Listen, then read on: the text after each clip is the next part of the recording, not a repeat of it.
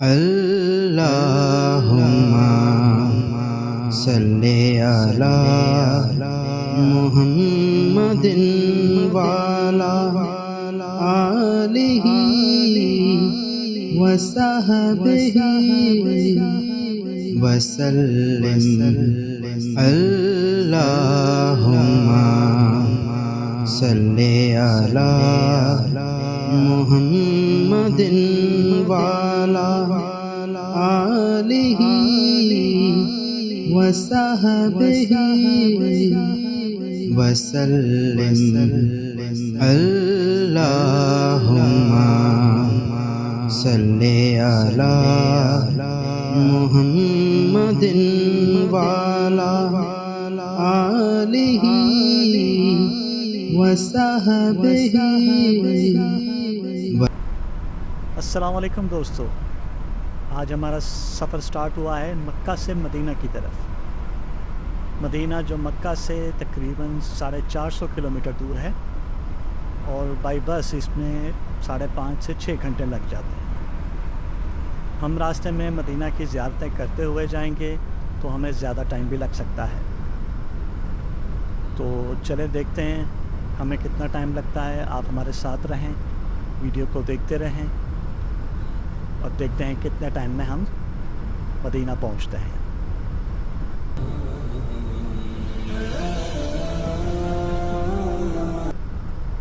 تو دوستو، آج میرے لیے تو بہت خوش نصیبی کا دن ہے۔ میں آقا دو جہاں حضرت محمد صلی اللہ علیہ وآلہ وسلم کی سرزمین کی طرف جا رہا ہوں۔ میں خوش بھی بہت ہوں، ایکسائٹڈ بھی بہت ہوں کہ میں ان جگہوں سے، ان گلیوں سے اور اس مسجد میں جاؤں گا جہاں رسول اللہ صلی اللہ علیہ وآلہ وسلم کبھی ہوا کرتے تھے۔ اور آئی تھنک آپ لوگ بھی میرے ساتھ یہ ایکسائٹمنٹ، یہ جوش، یہ جذبہ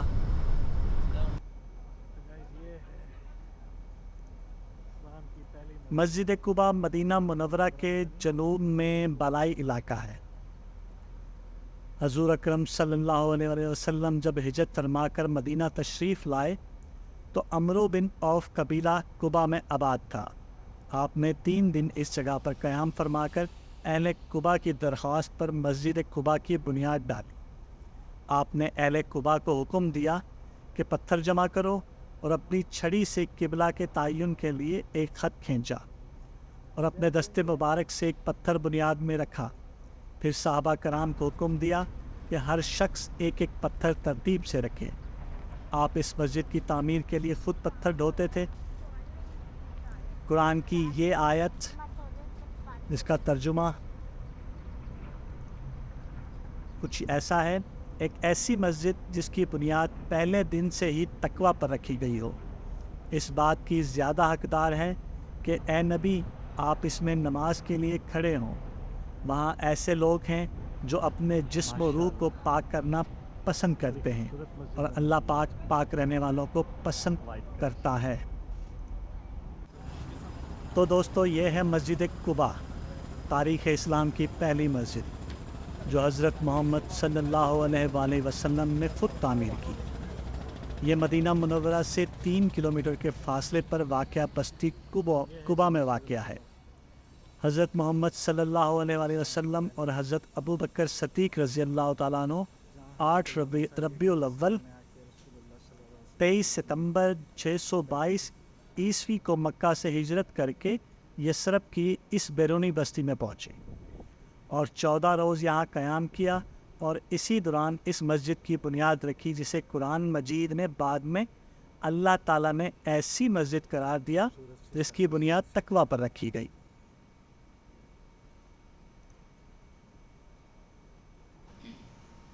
دوستو، مسجد قباء کی جو لیٹسٹ رینوویشن ہے وہ 1986 میں ہوئی۔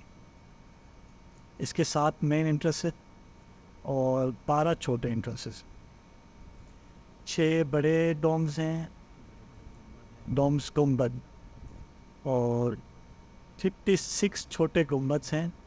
ان کو سن کے دیکھ کر تو میں حیران رہ گیا۔ 4 مینار ہیں، صحن میں black, red and white marble لگا ہوا ہے اور اس کی کیپیسٹی آلموسٹ 30,000 پلس नमाजी इसमें एक टाइम में नमाज पढ़ सकते हैं।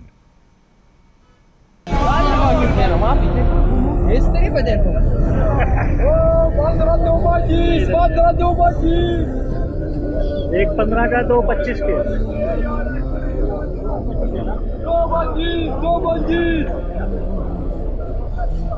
عشرة داس تندانا بجيس يلا 10 داس تندانا بجيس داس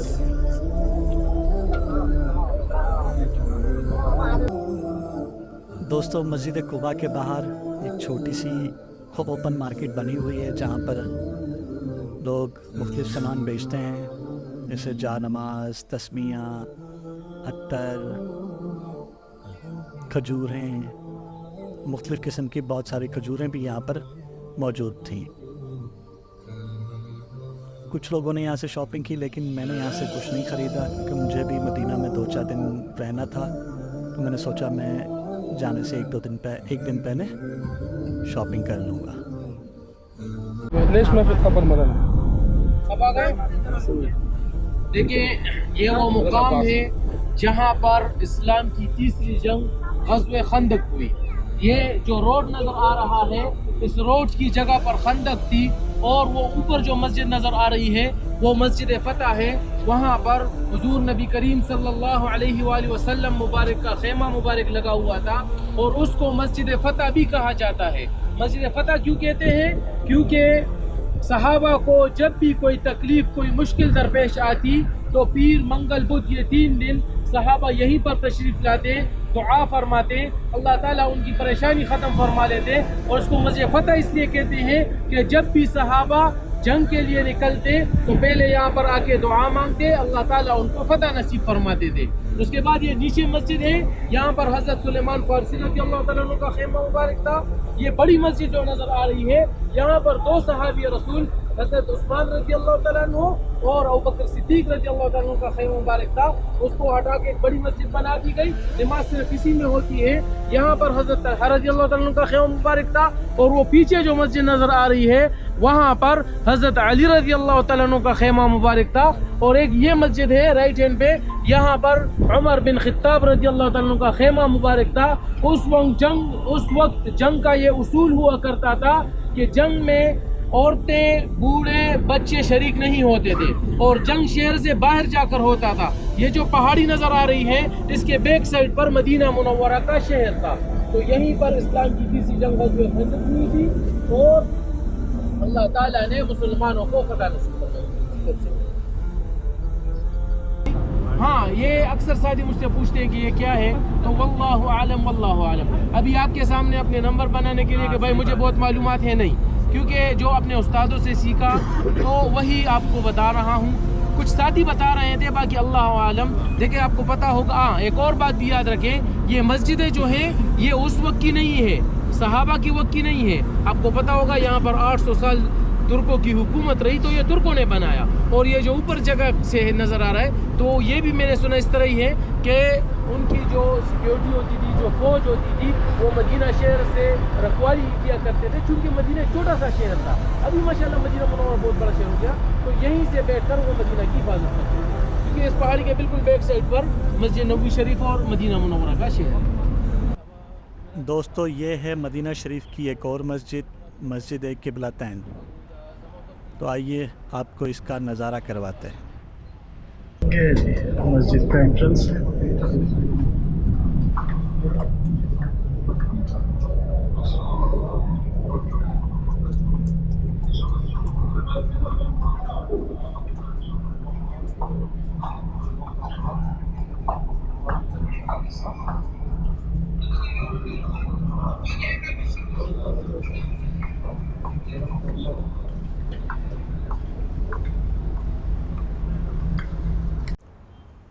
तो दोस्तों ये है मस्जिद क़िबलतैन, 2 क़िबलों वाली मस्जिद, द मॉस्क ऑफ 2 क़िबलास।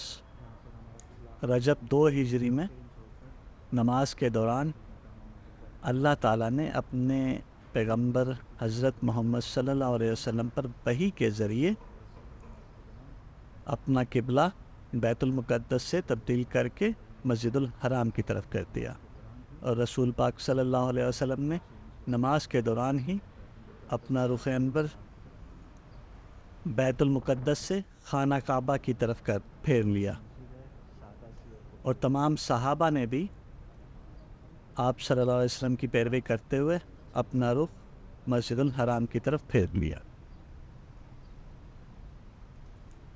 اللہ تعالیٰ نے سورۃ بقرہ کی آیت نمبر 144 میں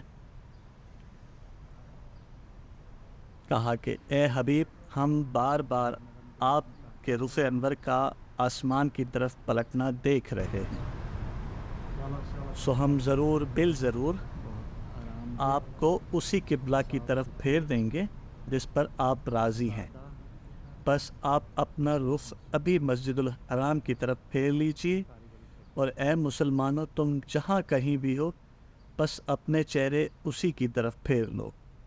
اور وہ لوگ جنہیں کتاب دی گئی ہے ضرور جانتے ہیں کہ یہ تحویل قبلہ کا حکم ان کے رب کی طرف سے ہے، اور اللہ ان کاموں سے بے خبر نہیں جو وہ انجام دے رہے ہیں۔ ظہر یا عصر کی نماز کے دوران ہی حضور صلی اللہ علیہ وسلم نے اپنا رخ بیت المقدس سے مسجد الحرام خانہ کعبہ کی طرف پھیر۔ تو دوستو، رجب 2 ہجری سے لے کر اب تک ہمارا قبلہ خانہ کعبہ کی طرف ہے، اور تب سے لے کر اب تک سارے مسلمان کعبہ کی طرف رخ کر کے نماز پڑھتے ہیں، اور تا قیامت مسلمانوں کا قبلہ خانہ کعبہ مسجد الحرام ہی رہے گا۔ یہ باہر جانے کا راستہ،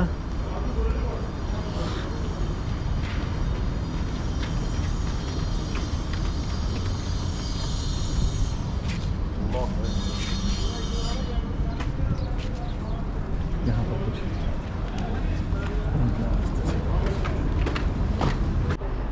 دوستو، یہ ہے کھجوروں کا باغ، جہاں سے آپ سب لوگ کھجوریں خرید سکتے ہیں، اور بھی بہت کچھ مل جاتا ہے یہاں پر۔ ایسے سمجھ لیں کھجوروں کی منڈی ہے یہاں پر ایک۔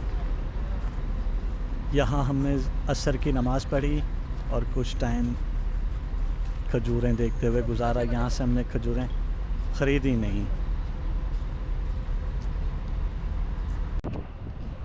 دوستو، یہ ہے جبل احد کا پہاڑ، جو کہ مدینہ میں ہے، جہاں 23 مارچ 625 عیسوی 7 شوال 3 ہجری میں غزوہ احد لڑی گئی۔ غزوہ بدر کی شکست کا بدلہ لینے کے لیے کفار مکہ ابو سفیان کی قیادت میں 3000 کا لشکر لے کر مسلمانوں سے جنگ کے لیے مدینہ کی اس وادی میں آئے۔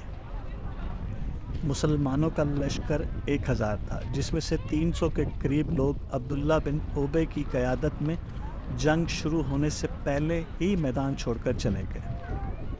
جنگ کے آغاز میں مسلمانوں کا پلڑا بھاری تھا، اور کفار اپنا مال خیمے چھوڑ کر بھاگنے لگے۔ جیت کو سامنے دیکھ کر مسلمان مال غنیمت سمیٹنے میں لگ گئے، جن میں وہ 50 صحابہ بھی شامل ہو گئے، جنہیں رسول اللہ صلی اللہ علیہ وآلہ وسلم نے ایک پہاڑی پر تعینات کیا تھا، اور انہیں ہدایت کی تھی، ہم جیتیں یا ہاریں، تم نے اس پہاڑی سے نہیں اترنا۔ ان صحابہ کے پہاڑی کو چھوڑتے ہی حضرت خالد بن ولید، جو اس وقت کفار مکہ میں تھے، فائدہ اٹھاتے ہوئے پیچھے سے مسلمانوں پر حملہ کر دیا اور کافی صحابہ کو شہید کر دیا۔ اسی دوران رسول اللہ صلی اللہ علیہ وآلہ وسلم کے دندان مبارک بھی شہید ہوئے، لیکن آخر میں اللہ کے حکم سے جیت مسلمانوں کا مقدر بنی۔ تو آج ہم اسی جبل احد کا زیارت کرنے کے لیے یہاں آئے ہیں، خود بھی دیکھتے ہیں اور آپ کو بھی دکھاتے ہیں۔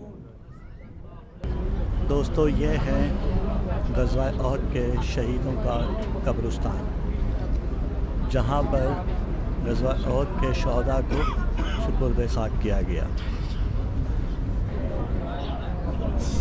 اب معلوم نہیں ہے کہ کون سی قبر کس صحابہ کی ہے، لیکن غزوہ احد کے تمام شہداء اسی قبرستان میں سپرد خاک۔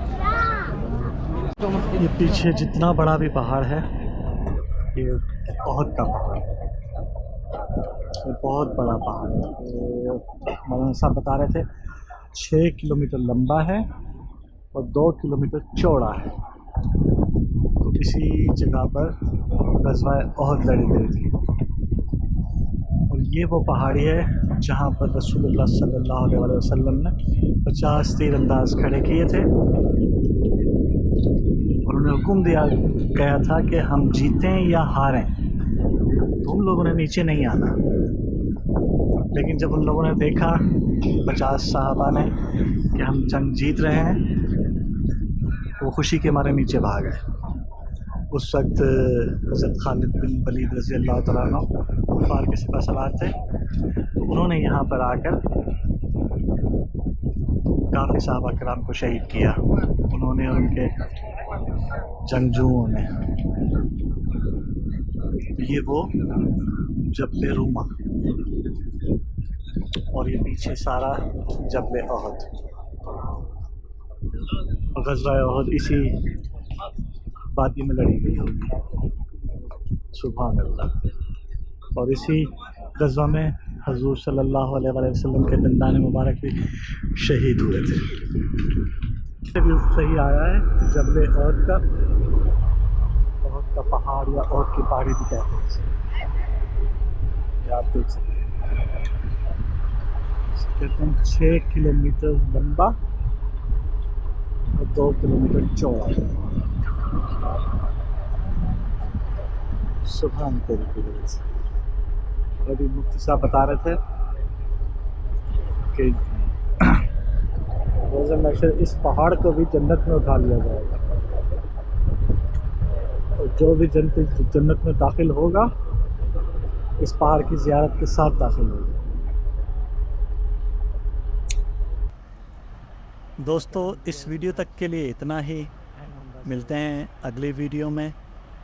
ویڈیو پسند آئی ہو تو لائک، سبسکرائب اور شیئر کرنا نہ بھولیے گا۔ دعاؤں میں یاد رکھیے گا۔ اللہ آپ کا حامی و ناصر ہو۔